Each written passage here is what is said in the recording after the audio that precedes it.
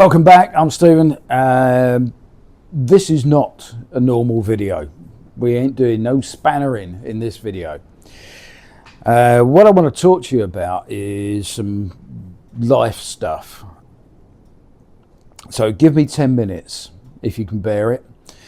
It is relevant to you because you're, according to YouTube analytics, the same age as me and you're male.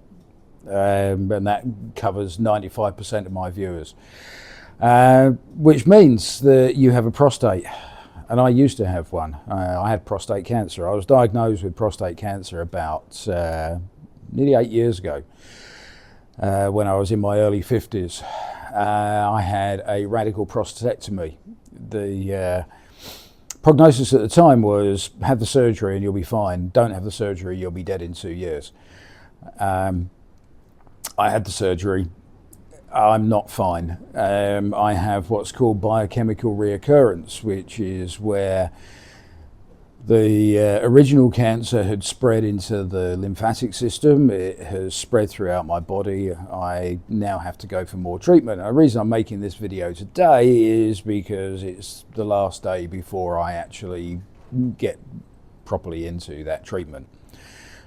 And it's a video I've been putting off unnecessarily for way too long.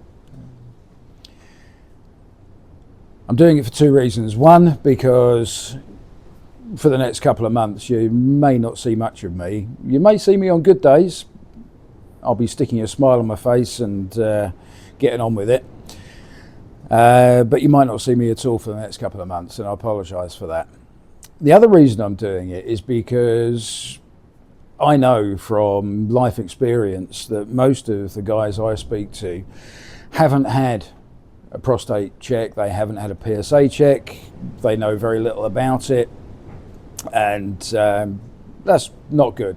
It's not good because you might end up in the same situation as me, where parts of your body which you really care about don't work anymore.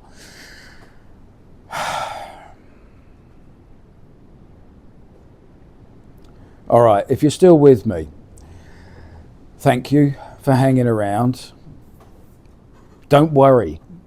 That's an important thing. Don't worry. There's a fundamental test that can be done, which is called a PSA test. It's a blood test.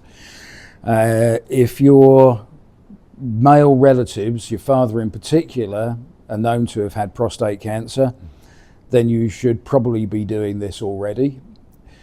If you've reached 40 and you haven't had a PSA test, then think to yourself, do I know any male relatives who have had prostate cancer?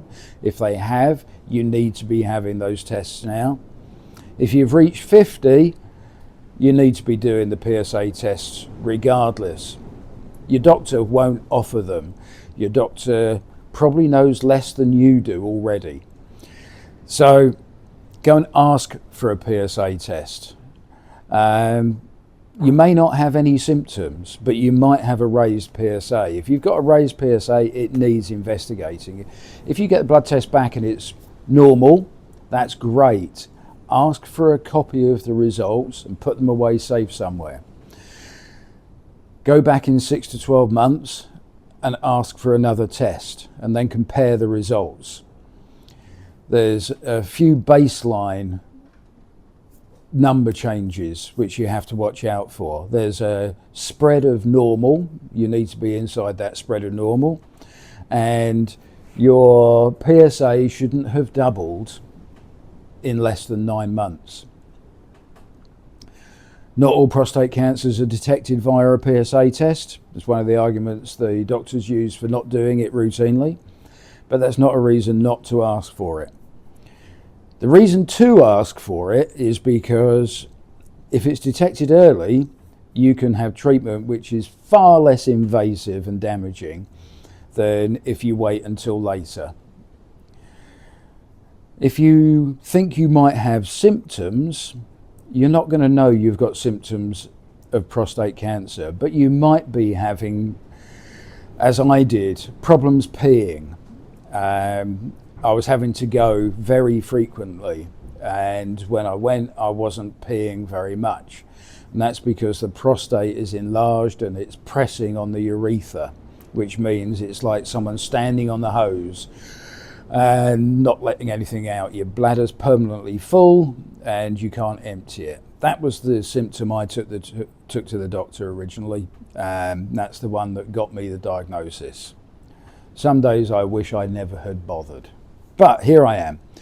I outlived the prognosis. It's 7 years since I had my surgery. Tomorrow I'm off for a PET CT scan, which is the last piece of data to be collected before I start the next course of treatment, which is radiotherapy, which will start within probably 2 or 3 weeks. If I've sparked your interest, I'm going to make public a series of videos and put them in a playlist to go along with this. I think there's 5 or 6 videos in the series. They were filmed contemporaneously over the last 7 years, mostly in the early stages, but they'll give you some much more detailed personal perspectives on what's going on, what's happened, and where this is going. That's probably all you need. And a message from me, which is, firstly, please go and get yourself tested. Don't end up in the position I'm in, where you've got to have multiple cancer treatments. Detect it early, and it's a lot simpler and a lot less damaging to your body. 2 is, please don't fill the comment section with those messages that say, oh, poor you, Stephen. I'm over that. I'm just dealing with it. And please don't offer some herbal remedy that will fix everything, because that's bollocks in my view, even if it's not yours. And I apologise if if that is at odds with your view. If it works for you, great.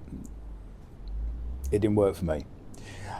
And that's it. I'm not going to take any more of your time. The next video you see from me will be me back on the spanners, hopefully finishing this and taking it for an MOT and getting the registration sorted out and the Cat S taken off it. And hopefully with a smile on my face while I'm doing it. I'll see you all soon. I love you.